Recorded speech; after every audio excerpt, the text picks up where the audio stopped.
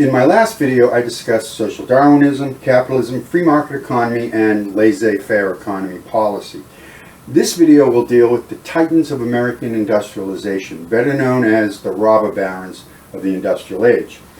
So the essential question is, why were Carnegie, Morgan, Rockefeller, and Vanderbilt considered titans of the industrial age? And why was the term robber baron applied to these men? I mean, there were other powerful industrialists at the time, but these four men are most often cited when discussing the robber barons of the Gilded Age.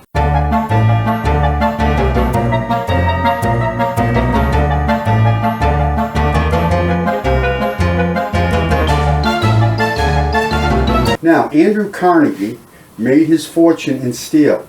Now, he was born in Scotland in 1835. He emigrated to the United States in 1848. At the age of 12, Carnegie started work as a telegrapher, consistently working his way up through the financial ladder of that business. Due to his organizational skills, he began accumulating his wealth by the 1860s. He had investments in railroads, railroad sleeping cars, bridges, and oil derricks. He accumulated further wealth as a bond salesman, raising money for American enterprises in Europe. Now, it was in the production of quality, inexpensive steel that Carnegie made his fortune. In 1875, he set up the Pittsburgh Carnegie Steel Company by adopting the Bessemer process. This was a process by which the impurities of pig iron were removed and a high-quality steel could be produced. Steel prices dropped dramatically, and as a result, steel was rapidly adopted for rails, shipbuilding, infrastructure tools, ships, trains, cars, bicycles, machines, electrical appliances, furniture, and weapons. By the 1880s, Carnegie was the largest producer of steel in America, probably the world.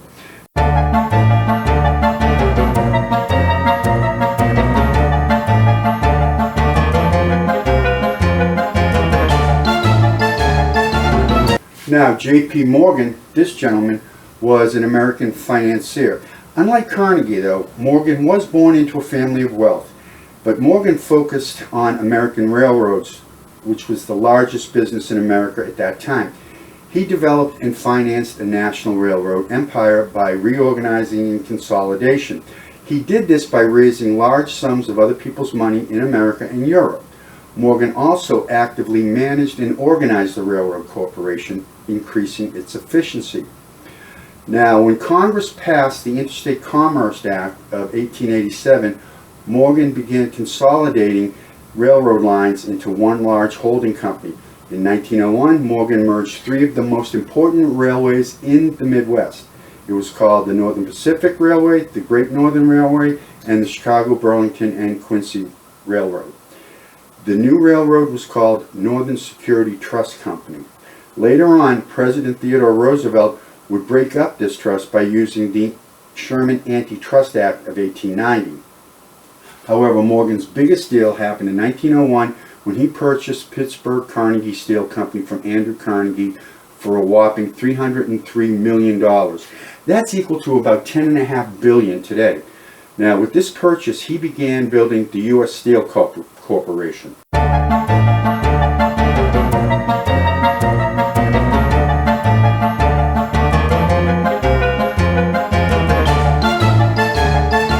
Now, the next gentleman, Cornelius Vanderbilt, he started his career in the early 1800s with two-masted sailing ship, just hauling freight and passengers from Staten Island to New York City.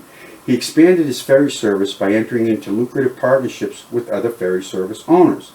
Now, with the spread of textile mills at this time throughout the whole region and the advent of steamboats, Vanderbilt was constantly expanding his business of hauling freight, textiles, and passengers.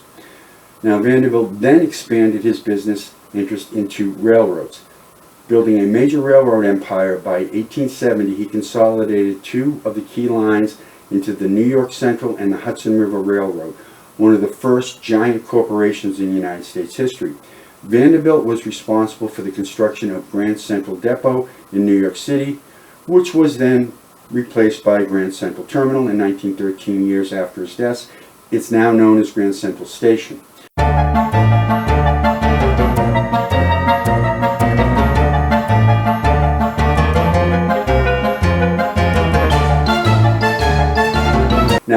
but not least of the robber barons was John D. Rockefeller. Rockefeller was born in 1839 America. America was in a transition from an agrarian economy to an industrial economy. The first industrial revolution in the United States had been underway for approximately 40 years. His first job was as a bookkeeper when he was 16 years old. It was through this position that he learned all the methods and systems of running an office. He learned how to calculate transportation costs and would negotiate with barge and canal owners and captains of the ships and freight agents on shipping costs. This is where he learned about the use of rebates to preferred shippers. By 1860, Rockefeller went into business with his brother, William. William had built an oil refinery and brought John in as a partner. Now, John Rockefeller's work ethic of working long hours, continuing the practice of borrowing money to finance expansion of his business, while reinvesting the profits, controlling costs, and most importantly, using the waste of the refineries and finding a profitable use for that waste, turned his business into the largest oil refinery in the world. By 1870, Rockefeller was ready to abolish his partnership with his brother and the other investors. He then created Standard Oil. Within a few short years, Standard Oil was the largest shipper of oil and kerosene at a very cheap price. The knowledge he acquired through the years allowed him to manipulate freight charges with the railroad companies. He was so big he could get large discounts on his shipments of oil and kerosene, as well as rebates from the railroad companies.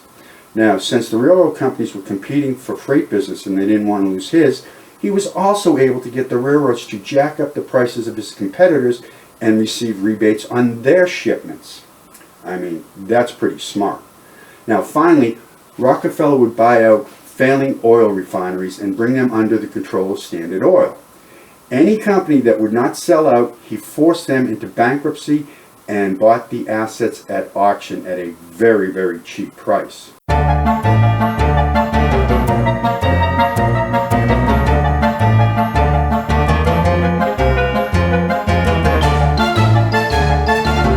Now, as I said earlier in the video, these men used innovative business techniques to achieve their goals.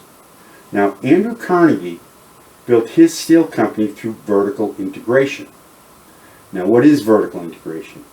Well, this is when a business enterprise, through the acquisition of companies that produce the intermediate goods needed by the business or to help market and distribute its product. Sounds complicated. Well, to make it easier to remember and understand, think of a company that owns all the material it needs to produce a finished product. And they own the means to distribute and sell it. Okay, that's vertical. Think about a basic disposable pen. Your company produces these pens. You have decided you want to own all the raw materials you need to make the pen. You're not dependent on anybody now.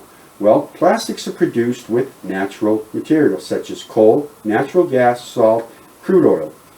You purchase coal mines, oil wells, natural gas wells, and salt mines. You are now able to control all aspects of the production of the plastic pen because you have all the supplies you need to produce the pen. Now there is just one problem. If you become too big and control too much of the raw materials to produce this product, you are now a monopoly, no competition. This is not allowed in the United States. The other technique, horizontal integration, was used by John Rockefeller. Now, he used this to build his oil empire horizontally. What does that mean? Well, in simple terms, when a company buys up competing companies, thereby making them larger and able to produce more product at a lower price, they become more powerful. Rockefeller did this when he bought out failing oil refineries and took them under the Standard Oil Company. Now, back to the original question. Why do you think these four men were considered titans of industrialization of America, and why are they considered robber barons? I am interested in your opinion. So, what did these men do with their fortunes? Well, that'll be for the next video, where I'll cover the gospel of wealth, philanthropy, the Gilded Age, and mixed economy. Now, remember guys, review your notes every day for about 5 minutes. You will start retaining the information. Now, I hope this video helped you in your class, and I hope you liked and found it interesting. Now, if you did like the video and want to see more short 5 to 10 minute videos on U.S. history, click the like button, ring the bell, and subscribe to my channel. Most importantly, leave a comment below. Thank you for watching.